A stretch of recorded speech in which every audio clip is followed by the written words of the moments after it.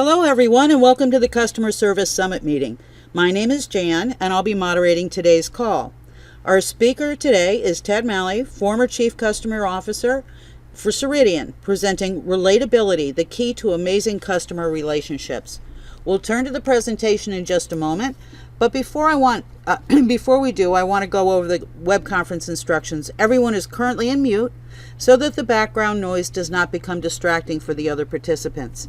To view today's presentation, as the screens change live, you may go to the link that was sent to you in your reminder email. Once there, click anywhere on the page and you'll see a pop-up with the option to make a comment. You can ask a question by typing it as a comment, and we'll make sure all of them are answered. For the newer participants in the group, it might be useful to review some of the main benefits you can take advantage of as a member at no additional charge. First are the live monthly web conference meetings, which you've dialed into today. I hope you find these useful, and we have an excellent lineup, which you can see by going to our website schedule page. Second, we do record all of these, so if you're traveling or stuck in another meeting, simply log in at your leisure, and the full archives of past meetings are available to you with a number of interesting topics.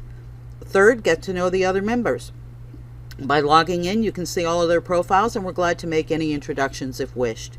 Fourth, if you're wrestling with any key issues or decisions, we strongly encourage you to reach out to the other members, and our site makes it very easy to post questions.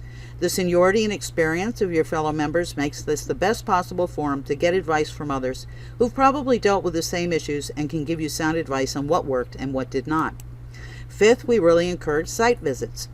If you've not visited others' offices to have a great discussion on best practices and to see their facilities, please do so. You can log in to see the other members' companies and cities, so feel free to reach out, or as mentioned, we're happy to make introductions.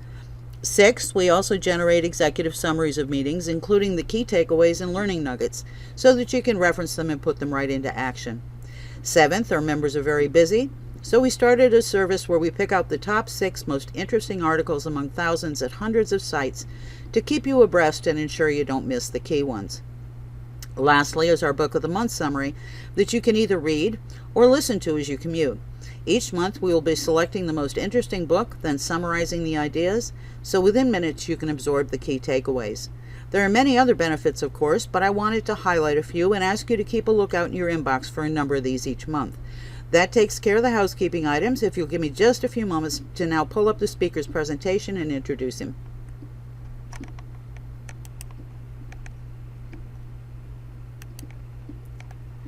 Okay, all set. Now before I turn the call over, I'd like to tell you a little bit about our speaker today.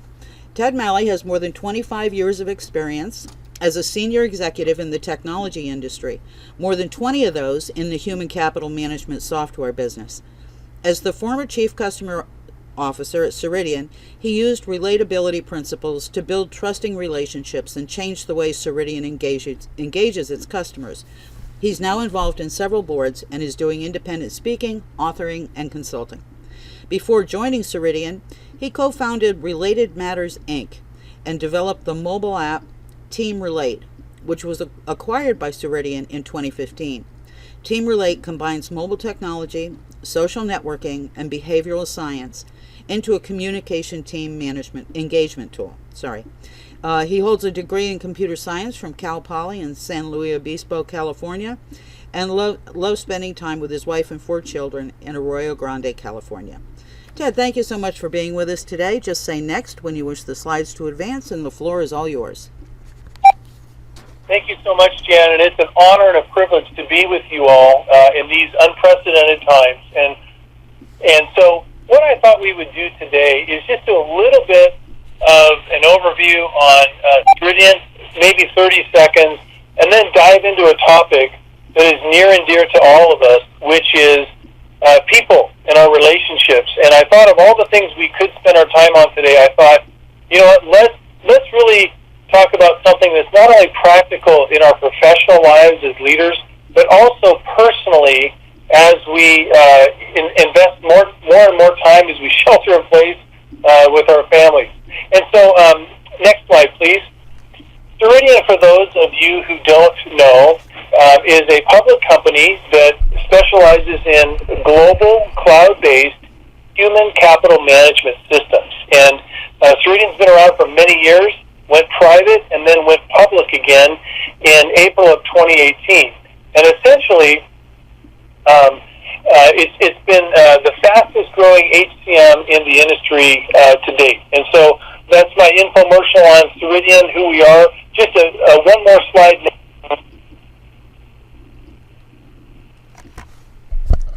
Ted, are you still there? I believe I've lost you.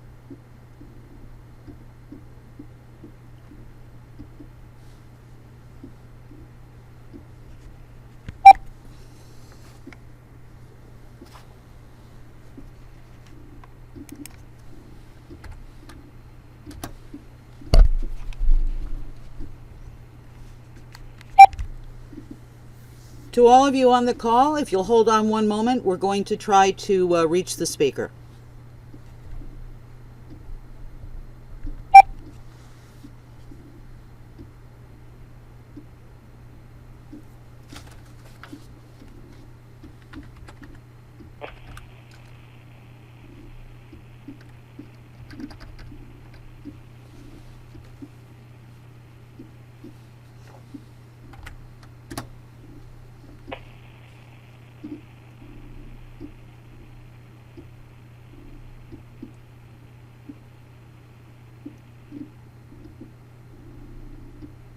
Customers and how we can leverage and monetize those customer relationships over the course of time for any business, whether you're a subscription business or not. Our customer relationships are key to our overall survival. And so, Jan, if you could maybe just voice in to let me know you're hearing me, because we're still on the second slide. I'm on slide 4.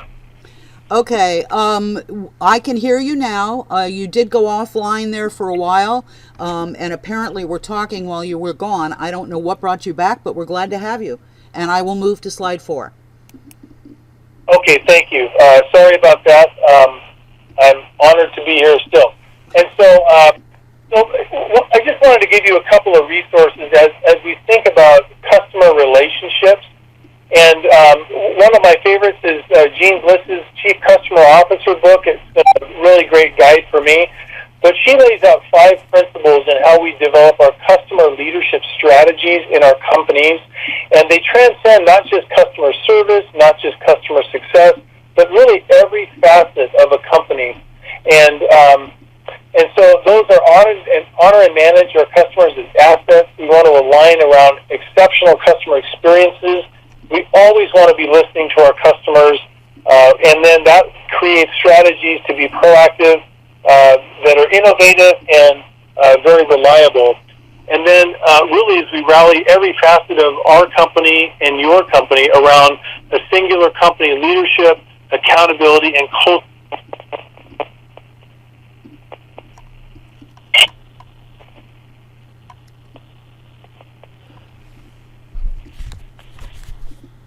And then, so the next slide, we talk about ways of looking at your customer base. Ted, can I interrupt you? Customer segmentation, yes. Can I interrupt you? We just lost you again for a few seconds. Are you still on speakerphone? No, I picked up the handset. Okay, all right. Let's keep going then. Yeah, this will be a funny joke. When your wife pulls up in your car outside your office working from home, sometimes the Bluetooth takes over the connection, but we're past that now, and so I'm just on the handset. Okay, so we're talking about the customer segmentation model on slide 5, which is really a way of looking at your customer base. And as you think about your customer base, what we have done, and these aren't absolute numbers and metrics, but just to get people thinking about how we service and the different types of relationships we should have with our customers based on their revenue to us, or maybe long-term footprint or potential upsell opportunities to us, and just looking at different ways of slicing through your customer segment. This is one business's example. Yours may vary, and just how different customers are segmented to have the best customer relationship possible. And then just briefly, let's look at our customer success ethos at Ceridian. Slide 6 would be Some things that are guiding principles. Slide 6. Next slide, please, Jen. That are helpful in how we deal with our customer relationships going forward. Number one, customer satisfaction is worthless, meaning that you can be satisfied, but what you really want from a net promoter score is loyalty, where somebody is recommending your product and or service to their peers and their colleagues. One thing we discovered, and most companies also discover this, is that the buyer's journey so often varies differently from how we design strategies to attract and sell customers. And by the time they've had their first meeting with us, and possibly with your company, they've already done their research. They've already formed an opinion on you. And so the most valuable thing that you can do is create promoters in your customer base that are responsible social advocates on your behalf to help inform opinions for future customer relationships. We also have another saying that we use: innovation is rewarded. We're paid in the innovation industry to innovate new things, but execution is worshipped. And so that reliable, trusted business partner, steady state execution, the ability to operationalize your innovation is key to long-term relationship success and trust. The other thing is people buy products, they buy innovation, but they stay for that service. And so that's why we continue to impress in our teams and our people at Ceridian that our service is what people are going to remember us by. How we treat our customers in times of crisis matters greatly, especially all the more now. And responding with a sense of urgency is table stakes. It's the ante to play in the service industry, with really any industry. And it's not about who is right, but about what is right. And so thinking at the principles that guide our business that trump the policy every time. And so a penny saved is still a penny, we say in the business, and we want to look at the big picture and the totality of the relationship. So those are just a couple of interesting themes as we lead into today's topic of relatability. And so RelateAbility is a book that I co-authored with my dear friend, Dr. Wade McNair, that basically takes the team relate science. I'm on slide 7, the Choosing Better slide. It takes the science that was behind Team Relate, the product that we sold to Ceridian, and it really unpacks it from a behavioral model. And so if we go to the next slide, on understanding relatability, we're going to just unpack that today, because if we can do better in how we understand how we communicate with our customers, we are going to create higher levels of trust, higher levels of engagement, and especially even in these precarious times of uncertainty, times where people are naturally stressed, if we can understand how to better connect and communicate with them, we'll have relationships and customers for life. Next slide, please. And so the Team Relate equation on slide 9 talks about a behavioral model that is loosely based on the DISC model. And I'm gonna present this really from one service leader to another, all the other service leaders and customer service and customer success leaders out there, as a model that I would suggest if you can get your teams to grasp a hold of this, they're going to be light years ahead of the competition in how they care and for your customers and your community. And it really combines two powerful things. Number one is if we can have purposeful communication, and we'll unpack that model above, with purposeful engagement. We won't have time to go through all of the core convictions, but if I can discover my what and why I communicate and align that with my customers' model of communication, then we would claim we're going to have a much better productive relationship that's built on high levels of trust and high factors of speed with low cost involved as well. And so we're going to go through that in the next slide ahead. So if we could advance to the next slide. And I'm going to have you, Jan, skip to slide 12 where we talk about communication styles. Okay, that's fine. If they're not changing on your screen, try refreshing. It happens occasionally. They're changing now. Okay. Yeah. Okay, so thank you. So the 4 communication styles that we really want to dive into today are loosely based on the DISC model, but also we've named them and have made some adjustments to this. And the Team Relate communication style breaks down 2 functions of focus and function. And so the focus generally is either on task or the focus can be on relationship. And the function can be on internal things that are driven or external focused.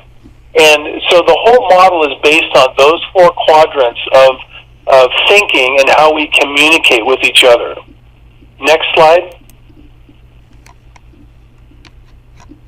And the 4 communication styles are tracker, which is highly task-focused, and internal function. So you can almost see the internal as more of an introversion and the external as more of an extroversion. And so the tracker is more introverted and yet task-focused. And we're going to talk about that person, but they tend to be your highly analyticals, your detail-oriented folks, either on your teams, but I want you to be thinking about your key customers and those key customer relationships, and think about who in your sphere of influence with your customer base is a tracker. And because a lot of us are leaders on the phone thinking about and working with other leaders, you'll probably have a lot who are directors. And the director is going to be a externally focused but goal-oriented, results-oriented style of leader, and they're going to have a different method of communication that we'll unpack shortly. The encourager is somebody who is more people-focused, but still extroverted and externally oriented by function. And then lastly, the facilitator is all about people, but generally a little more introverted, a little more thoughtful, a little more pensive. And so if you can envision those styles as both on yourself and the folks around you in your world, the customers you serve, the teams you lead, I guarantee you'll be a better leader as you approach those conversations. Next slide. And so we'll start at the top with the director and just kind of going over some of this, and you'll begin to immediately see some of the directors in your world, some of the customers that you serve as well. And so the director is an externally focused, results-oriented, bottom-line type of person. Often these people find themselves in leadership, though not always, because, again, our communication and personality styles can be adapted in different types of situations if we're aware, if we're self-aware enough of how we're coming across. But we tend to have a natural bent in how we communicate, how we think, and how we speak. The directors generally need to be in charge. They're highly goal-oriented and task-focused, and they prefer to interact and lead others versus being told what to do. And so if we go to the next style, we can unpack that a little bit further. So on the next slide, it says what they say is only as what's relevant, what's brief, and bottom line. You've often heard that phrase with a director: you need to be brief, be bright, and be gone, because they have a very short attention span. They're very bottom line focused. And sometimes when you go on and on trying to explain either a root cause analysis or some kind of a sales value proposition, they will tune you out if too much is said. I can think of classic conversations like, tell me what happened and why and what you're going to do to fix it. And that's a 3-part question that with a director as a customer asking you that, you want to give them about a 3-sentence answer. And if they ask you for more, then unpack the detail, but only when asked. What they want you to do is to get to the point and be factual and less emotional. If you're a sales associate and a customer asks you, what's the price? If you're dealing with a director, you probably need to skip the story and how the price varies and just give them a range of pricing. Even if you're not quite sure of the pricing yet, give them something to hang their hat on very quickly that's maybe a range. It could be between X and Y, depending on scope, and then leave it there. But they don't want or care to hear a story on your value proposition and how you're better than the other peers in the industry when they ask you to get to the point. You'll lose credibility in those situations if you say more than you need to say back to a director. And again, if you're lining up people on your team with different types of accounts and you have the ability to put different personality styles on your team to care and feed your customer base, pairing directors with facilitators oftentimes is not a good thing because facilitators may tend to tell stories. And trackers paired with directors, trackers go on and on with tons of detail when directors just want the bottom line. So something to be aware of as you're making account assignments. If you're in the account assignment business and you want to tailor your adaptations or your customer relationships for the best possible outcome. Let's look at the next slide, which is the encourager. And the encourager is an externally focused person similar to the director. However, the encourager is much more people-focused than goal or result-focused. While the director sees the goal before they see the people needed to achieve the goal, the encourager sees the people and the fun and the adventure. And if we get there or not, that'll be great, but they're more oriented to the people that they need to get on the team to make the goal happen. Encouragers are often very inspirational leaders. They can generate a lot of fun. They can create a great vision because they tend to be storytellers. They love being around people, and they love fun and story. And so this is the communication style of the encourager. And so let's go to the next slide and just kind of unpack this a little bit more. Again, I'm spending just about 30 to 40 minutes on the model, trying to land some points with service-oriented leaders and how you think about customer relationships. We have all-day seminars that we've done for customers and consulting engagements to really help their teams get this stuff deeply. And so the encourager often says a lot. They exaggerate points, they can tell big fish stories, and they speak with tons of emotion and passion. But oftentimes what they hear are only broad strokes. They often aren't great detail listeners. If you're around an encourager and you're coaching or bossing an encourager and you give them a laundry list of things to do, you might want to have them repeat that back or ask them gently to write it down because you know they're going to miss some of the details. But what they need is for you to let them talk and share their emotional enthusiasm. And again, that has to be contextually appropriate, but many people who are salespeople are great encouragers because they are able to easily connect with a wide variety of people and personality types through fun and engaging stories. And so that's the encourager style. Now let's go to the next slide and take a look at the next communication style, which is really similar but yet different from the encourager. So as we make our way around the sort of personality wheel, you can see the next communication style, which is called the facilitator. And the facilitator is someone who's still very focused on relationships, but they're much more introverted. They prefer smaller groups of close friends versus large open groups of not so close friends or just casual friends. They tend to be very patient, people.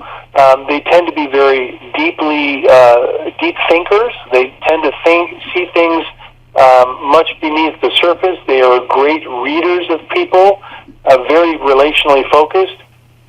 They like to be part of a team. They like peaceful teams. They generally tend to avoid conflict. But these are your folks that often come up with your most brilliant ideas in an organization. And if you're in an organization that needs high levels of empathy and care for people, you want to flood your team with facilitators because empathy is their middle name. And I think of times like we're going through right now with COVID-19, having lots of facilitators on the front lines, caring for customers. If you're in a hospital, caring for patients, these are the folks that naturally are gifted for situations like that to empathize with people. And if we go to the next slide, we can see the communication styles on kind of what they say, how they say it. They generally are very reserved with the words until given the opportunity and safety to speak. And they're very gentle, reserved people, but they hear everything. And the facilitators often are good pairs with encouragers because encouragers like to talk, facilitators like to listen. They process deeply, and they need to be appreciated for their great care and listening skills. And so oftentimes facilitators end up taking careers as counselors, coaches, because they have unbelievable patience and true care and concern for other folks. And they do that naturally and willingly, and they get energy from that. And lastly, let's go to the next slide and look at the communication styles of a tracker. The tracker is an interesting person because this type of person generally is very task-focused, and they also have a little bit more reserve than the director. And so they prefer, their joy in life is a completed to-do list. And so they love tracking things down, organizing things, taking care of details, and they're super highly task-focused, sometimes to a fault, because they miss the human element in every team or every customer service. If I have trackers in my support organization and we're debugging complex software, they're often great people for finding the needle in the haystack, finding the red herring case that causes the software to act in a peculiar way, and really doing very technical debugging and problem solving. But if you're in a negotiation or you're in a situation where you're trying to figure out who's right and who's wrong, trackers tend to need to be right the majority of the time, and they're going to go to the facts. And sometimes when you're in situations that are nuanced with negotiations, it's not about who is right, it's about doing the right thing. So oftentimes, trackers are great behind the scenes and figuring out the answer, but having other people in the front or the customer facing to make sure that answer goes over well with a client. And so they do prefer to work in small groups, but these are the folks that love to solve problems in your organizations. If we look at the next slide, we'll see their communication styles. The trackers are going to speak in detail, sometimes in gross detail, more detail than you want. They need to give you the whole story. And what the trackers hear is they hear everything, but they want more. And so often, we're on slide 21. Next slide, please. So they hear everything, but they want more. They want detail. Often they're trying to roll out a large plan or initiative. The trackers aren't going to join in unless they have all of the details. And in fact, sometimes your trackers can, by way of asking for more detail, derail the initiative because they don't have enough detail to make them believe this is actually something that's going to happen. And so, more than anything, they need clarity and they need to be understood. And so, here's what often happens in software companies. I've been around a few of them to know this. You'll have the entrepreneurial CEO or the product manager saying, oh, wouldn't this new feature be great? It'll be awesome. And the tracker, before they'll agree with that, is going to figure out how are we going to do this. There isn't enough in the development release cycle to get this done. We can't do that. Did you know how hard that feature is? Has anybody really done the analysis? We don't know even what you're talking about. I'm not sure if you mean this or that. And we're going to give a commitment to our customer that we can do it in 3 weeks, and we haven't even done the proper analysis. And so the trackers can sound like negative Ned, where the encouragers are going to say, we can do this, come on, it'll be fun. And therein lies the classic rub between engineering and product management in any organization. And so what I've had to do many a time is to coach both sides to say, listen and hang in there till you hear the whole story, ask questions, don't attack, don't give up, and make sure that the product management team is patient enough to explain fully, as full as they know right now, what the detail is of said feature or new product module. And that's often very helpful in bringing both sides together to get the engineering team to believe that it's possible and to get the product management team to negotiate into a realm with enough clarity that it actually is. And so those are kind of the four communication styles, but if you can imagine any kind of service company, any company really at all, whether I'm hospitality, I'm in a software company, if I can master these four areas of communication, if I can understand them in myself as well as in my team or my customers, I'm going to do a much better job of connecting and building in those conversations. Now let's go ahead to the next slide and look at what happens when the communication style comes into conflict, or people come into conflict.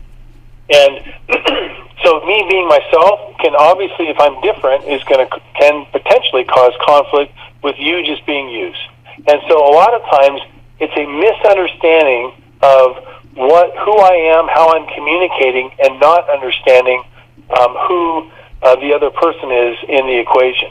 Let's go to the next slide, and we'll just run through four quick examples and perspectives on how each particular style can deal with conflict. And again, I'm trying to remind you to think about customer interactions, customer conflicts, and interpersonal inside the organization conflicts as well. Slide 23, we've got the communication style conflict with the director. They can be competitive, but they can also be perceived as I need to win at all costs. And sometimes the customer, if they're a director, they need to win at all costs. And a lot of times you have to get other people in the customer's side who are not directors to maybe see another point of view, so that let's come to a win-win and not a you win and I lose in a situation. They can be assertive, but also this can be some of their greatest strengths can be their greatest weaknesses if they're overly impulsive and disrespectful of others and sort of steamrolling their opinion onto the group or team. Sometimes directors can be highly innovative, but also they can take unnecessary risks, and sometimes their desire to need to be in charge, they'll miss a key point from somebody around the table who hasn't spoken up or hasn't been asked for their opinion. Because they tend to be high-achieving independent folks, they can be very dismissive of people, and a lot of times that comes across as being self-promoting and power-hungry. So those are some of the things, if you are one, to be aware of, and to be aware of in others, especially as we're dealing with clients. If we go to the next slide, Jan, on slide 24, we have a communication style conflict that for the encourager. So the encourager loves to be inspiring, but oftentimes that inspiration can be perceived from others as unrealistic and lacking substance. Remember the example I gave with the encourager tracker, product management versus engineering. Sometimes their desire to be charming comes across as superficial and fakey. Sometimes they can be overly trusting, and that looks naive and last thing I heard, I'm influenced by. The overly talkative sometimes can can brush people off because they're not a great listener. And then also, sometimes their expressiveness kind of makes them look like divas in the organization because they have to always be the one getting the attention or validation. Their spontaneous nature, while great, sometimes lacks focus and looks a whole lot more like ADD than their encourager. And that's okay because they're actually very agile and they can pivot through different situations and organizational change, but it needs to be balanced with some level of focus and follow-through in the organization. Otherwise, they'll suffer credibility. On the next slide, we'll finish up with facilitator and their communication style conflict. They're steady Eddie folks. They're very reliable, but sometimes they're unable to say no or even challenge ideas with their real opinion. Because they're very systematic, sometimes when you ask a facilitator to think about their world differently or about their work differently, sometimes they get stuck. They are very, very loyal, but sometimes they're loyal to a fault. They can be energetic, but sometimes that can also be overwhelming and threatening to others. They're very supportive and generous, but sometimes that supportiveness is they're unwilling to stand up or make tough decisions or go against the grain or speak their own mind. And so those are some of the challenges with facilitators, is they're so eager and willing to help other people. Lastly, the tracker on the next slide, slide 26, is we have a communication style of the tracker which is highly analytical, which is great for just absolute focusing through and getting the task done, but sometimes they can be perceived as being heartless and uncaring. Their level of attention to detail sometimes gets lost in the weeds, especially when you need to explain a lot of detail in summary fashion to a high-level executive. Their cautious nature, just because they have a high demand and need and curiosity to know everything, often makes them appear to be resistant to change and growth. Their precision nature can also be lean over towards being picky, fussy, or perfectionistic.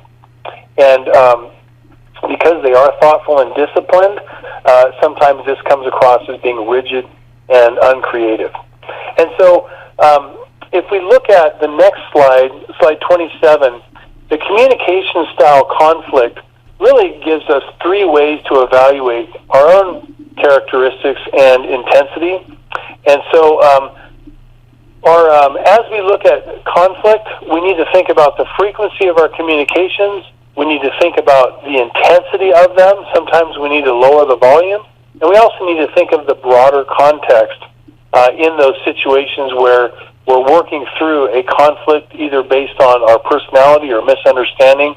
And so those are three ways to evaluate ourselves. Is, hey, is it time for me to just take a step back? Do we want to maybe lower the intensity, and sometimes it's to wait a day to get back to the person, or sometimes is there something bigger going on? Oftentimes, many times our customers have things going on at home that we bring into the office, and I think it's we all have done that before. It's part of our human nature, but oftentimes it has nothing to do with the conflict at hand. There's a sub-conflict that hasn't been spoken that's coming out somewhere else, and it's just helpful to keep that in mind. Let's go to the next slide, 2 slides ahead, which is improving our relatability, slide 29. A couple of things that we want to do is we want to, first of all, seek to understand, make sure that we understand the additional context.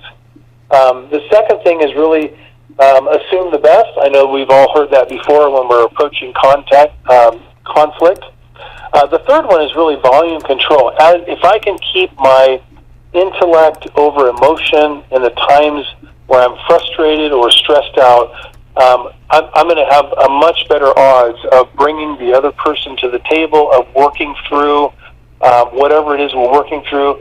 If I can control my volume and focus on the facts and not the feelings. And those have been very, very helpful as I've learned over the years in working with building great customer relationships. And so I'm going to ask Jan to skip two more slides, slide 31, just in the interest of our time here. So if we go to the slide 31, improving your relatability, the director seeks to be understood by discussing impact to performance, and they can be much more effective if they're asking more what kinds of questions. If we look at the next slide, the encourager seeks to be understood by understanding the impact to people, and they're going to often ask more questions that are related to who is involved. Again, you can see the difference on goal-oriented people and people-oriented people. And so if you're dealing with and we're trying to resolve a conflict with a encourager, you're going to want to focus on people impact.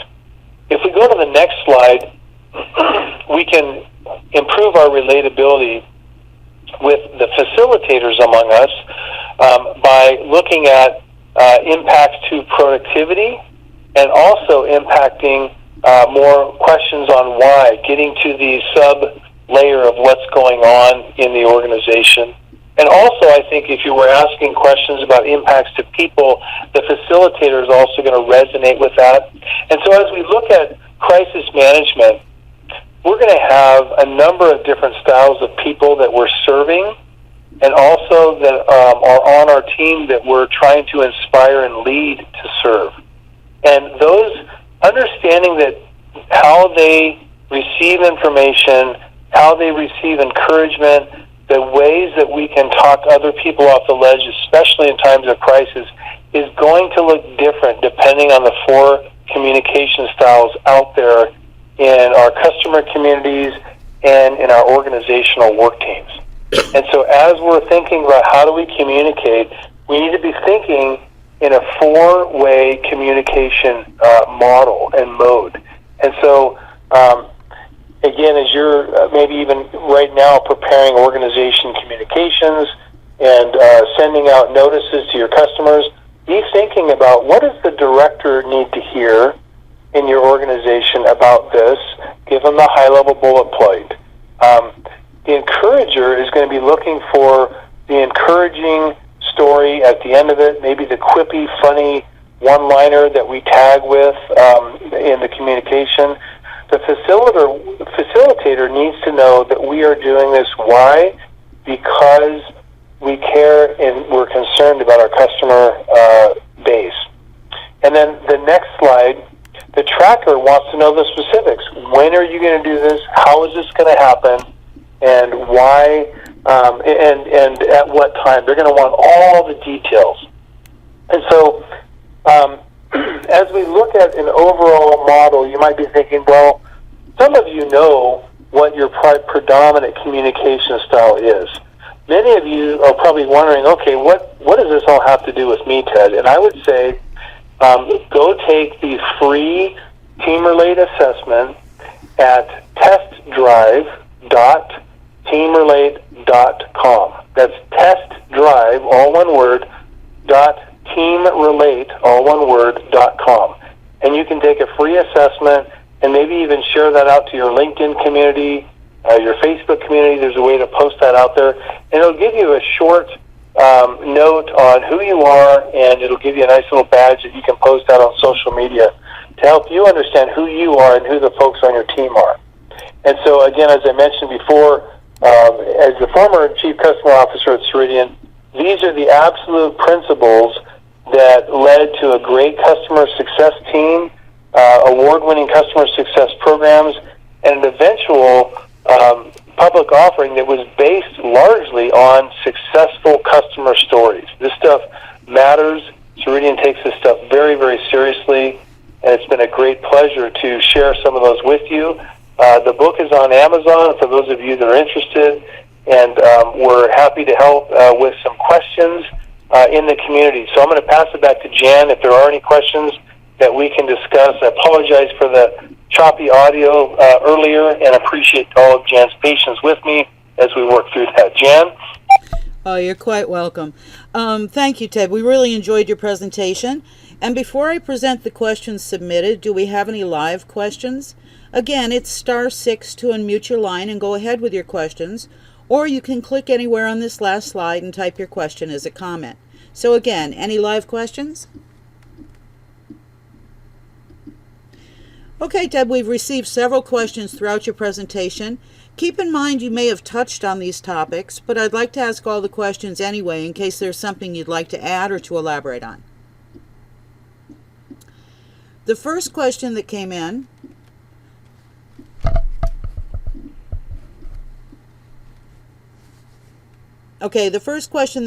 is, I assume when building customer service teams, it would be beneficial to have a good mix of all personality types.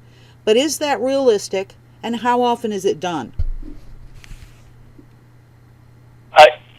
Yes, that is a fantastic question. So, understanding that no team is fully complete without representation of all 4 personality types to get the best experience, to be able to get things done.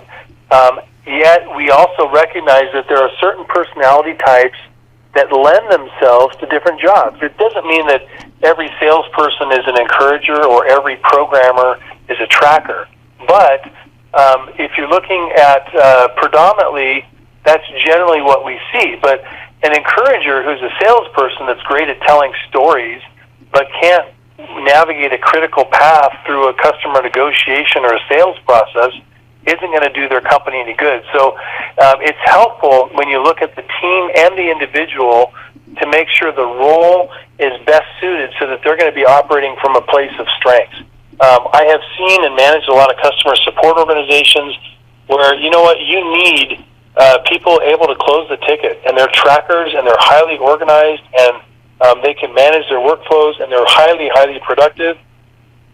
And you need them on the front lines, but I would encourage you, if you can give them some emotional intelligence training to get them to see who they are and how they need to adjust at times for the context around them, they will be some of your best support people ever.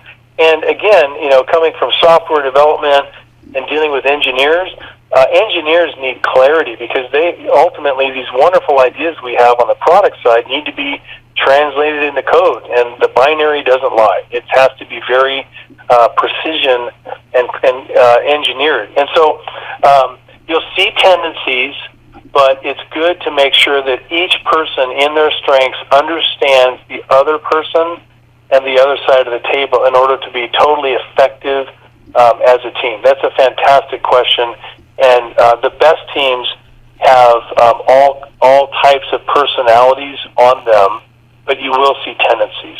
Great question. Jan, next one. Okay. We actually had 2 come in that look like they're both related to hiring. So let's do them one after the other. The first is, do you suggest using assessments as part of the screening process? Are they accurate enough to really hire or not hire someone depending on the results? People often lie on them. Okay, I do recommend assessments. I would say that the DISC assessment and the team-related assessment is not a validated assessment for hiring, and in fact, you get into all kinds of discrimination laws if you use assessments in the hiring process. Even if you had a validated hiring assessment, you would only want to use that as a singular data point. But I tell you, in this world that we're in, an economy where we have a lot of people that are now looking for work, I want to know who the person is, how they communicate, and even how they think. And so much more than their resume or LinkedIn profile. We can all, I'll say, lie or amplify or exaggerate, especially those of us that are encouragers, on our resume and LinkedIn profiles. But generally, these assessments have what I'll call negative logic, reverse logic in the surveys to sort of balance out somebody who's trying to game the surveys. And if they're answering as honestly as they can, most of these are about 90% accurate to the person. And I want a window into their personality and who they are and how they think, much more than looking at 50 resumes that all have about the same level of experience, and they don't tell me the full story. So yes, I always use assessments in hiring because it just gives me additional windows into them. Okay. The second somewhat similar question came in, and it was, have you used or seen interview questions that can pull out personality styles? Yes, I have. This probably isn't the place to recommend or refer, but I have, and those tools are gold, and they're very, very magical, because then you can really pinpoint in a behavioral interview to pull those things out and validate what the assessment has told you. And so let's say if you had somebody like a director, and you want to say, tell me a time when you've assumed a leadership position or taken control of, and what did that look like, and let them story that to you. That's often very, very helpful and effective in really getting a full picture of the candidate. Okay, thank you for that. The next question that came in is there any difference in the way this applies to sales teams and customer service agents, including call centers? Yes. I'll say yes and no.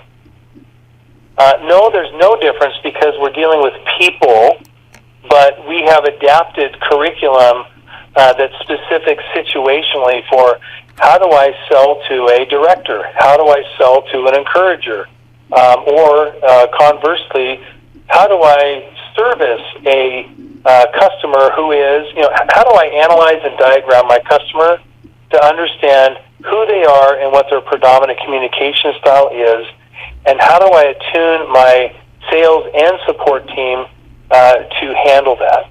And we've done training curriculum for all of that, and you basically, because we're still people, it's going to have a little different slant based on the role that they're in. Okay, thank you for that. The last question that came in is, when considering making changes in CSR staff for a call center, are there one or two personality types that we should lean towards that are just better in a call center environment? Again, it takes all different types to comprise a great team. When you're in a call center, there's a couple things I would think about. If I'm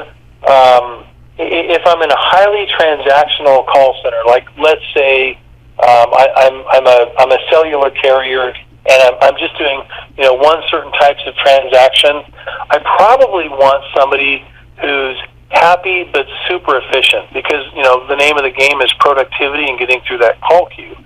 I might be looking for trackers, because they're going to be efficient, they're going to be detailed, and they're going to be very expeditious on the calls. If I put facilitators on that call, they might tend to be more storied, or encouragers. They might want to talk, and the customers might feel great, but how many of us have been on the phone, we're trying to switch our cell service or correct a problem, and we really just want to get in, get out, because I have 37 other things on my plate to do in the next 5 minutes, right? You can tell under stress, I become a director, and I'm much less storied when I'm in a hurry, as we all are. And so you just have to think through that. Now, if I'm in a support center where I've stratified, and I have maybe large customers that are asking more sophisticated questions, and maybe there's a higher level of a relational component, maybe I do want more people-oriented, less task-oriented, because the relationship is going to be key. So it's going to depend. But when you say call center, I think of rapid transactions, repeated work units, and I'm probably going to want my trackers, because they're going to figure out the fastest, most effective way to work through that queue. Okay, thank you. We've covered everyone's questions. Do you have any final thoughts or words of wisdom you'd like to share before we end the summit today? Sure. I would say in my career, the most important tool that I've had in everything. It's not a background in computer science. It's not a understanding of technical things. It has absolutely 100% been the time that I've learned about the people, the relationships, and how to communicate with people in my world. And I know for all of you leaders on the phone, that is going to be your single biggest tool as well. I would say let's make sure that we focus on that and focus on how we are leading and managing those around us to have extraordinary results as a leader. And I know for customers, how we deal with people in the hard times when our companies do things that are inconvenient for us but are beneficial for our customers, we're always going to win in the long run with those types of relationships. They will not forget us and our companies as we serve them in the hours that they need us most. And I think the true test of trust in a company and that relationship is how we do when it's hard to do the right things, and we do them anyways because it's the right thing. People will always remember that, and I think anywhere I've gone, the relationships that I've built and been enjoyed to build have carried me through thick and thin, and I know we'll do the same for you. So I just say, remember that, especially during these crazy times that we're living through right now. Great, Ted. Simply wonderful thoughts. And on behalf of all the executives on the line, I'd like to thank you for sharing such powerful ideas and key thoughts with us today. Your involvement and dedication to our profession sets a high benchmark for others to follow. For all of the participants on today's call, thank you for your continued membership and insightful questions for today's speaker. The meeting's now officially concluded. Ted, thank you so much again, and everyone have a great day.